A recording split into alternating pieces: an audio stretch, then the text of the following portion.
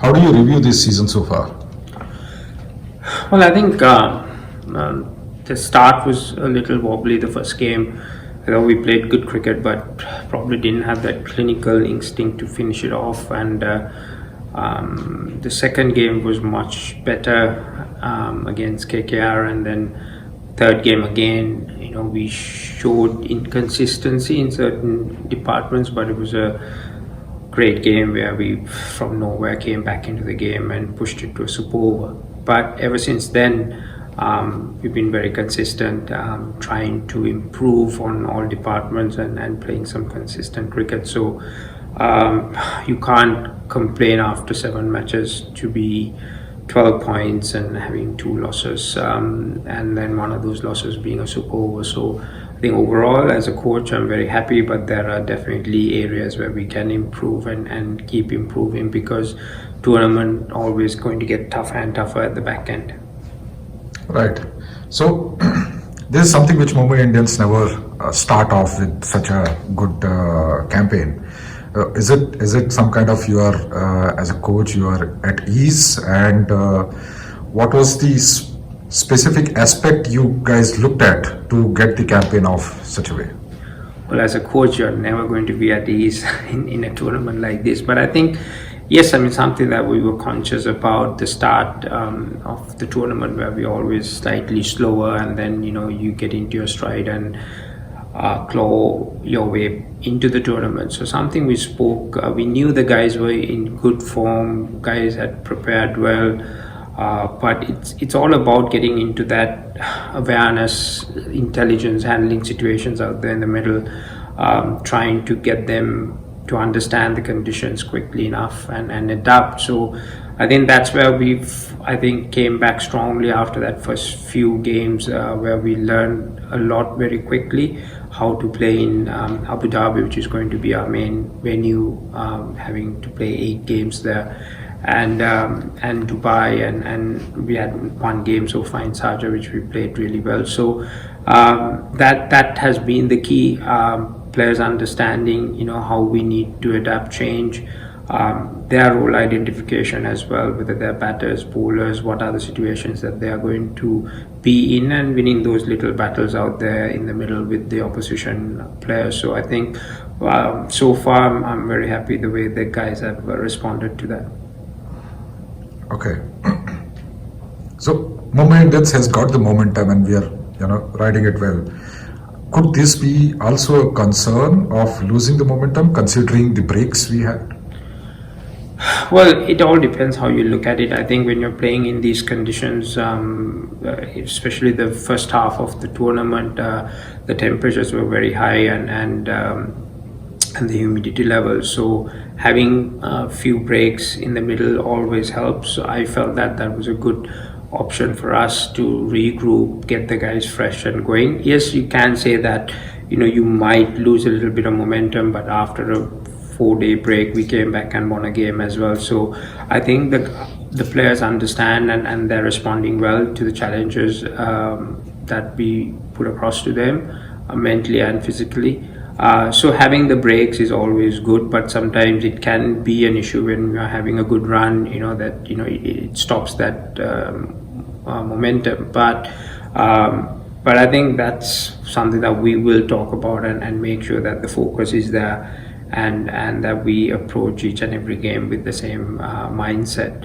The next 3-4 games is going to be very crucial in this competition, and we're looking forward to that. Right, I guess that's where the leadership team comes in, and this question is from Radio 1. You, Shane Bond, Zach, Rohit, you guys have created a wonderful leadership team at Mumbai Indians. So if you can take us through this think tank, and what works for you guys, what is the individual strength you guys bring in planning and execution?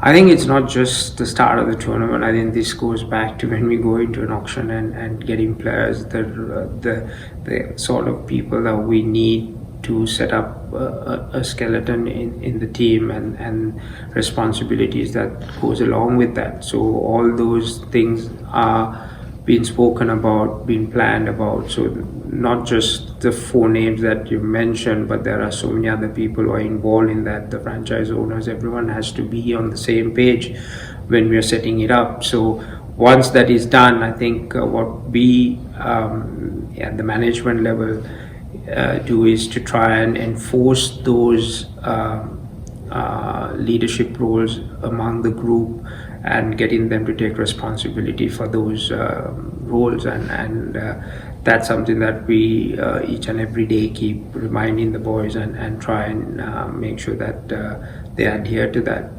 But I think over the years, because we kept the same core group of senior players and who understands their roles in the team, it's been very easy for us to, from season to season, to make sure that we evolve and we improve on that. It's just the new players who we add into that skeleton is the ones who we need to keep an eye on and make sure that they understand what we are trying to do. So it's a great challenge to have, and something that we've realized that once you create a culture within a group, it's quite easy for everyone to come in and adapt to that.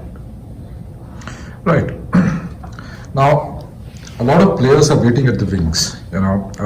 There's Chris, Nathan, Saurav, many of them, and it's often been asked to you that it's probably a good headache to have. But as a coach, how difficult it is to keep them motivated? Well, that is something that, like I said earlier, like we're creating that culture within the group. Everyone understands that, okay, there are players who's going to go out onto the middle, but the other guys are as important as anyone else in that group, because they are the ones who actually keep the guys on the field on their toes, because these are very, very good players who we got on our bench. At any given time, they're ready to go out and perform. So it makes a healthy rivalry within the group. It's a good, healthy competition, and we just monitor everyone's attitude, everyone's focus, whether they're actually prepared for each and every game. So depending on that, that's where we might make certain changes, whether we feel that they're not physically capable or whether they're not mentally fresh, then we will make those rotations. We'll make sure that we manage those workloads. So that is one of the reasons that we've got a lot of good players on the bench ready to go at any given time. So it's, like I earlier said, it's a great headache to have, but at the same time, it's good, healthy competition within the group as well, which we have created. And I think what we try and do is to keep them fresh, prepared, not push them too much or not let them relax too much.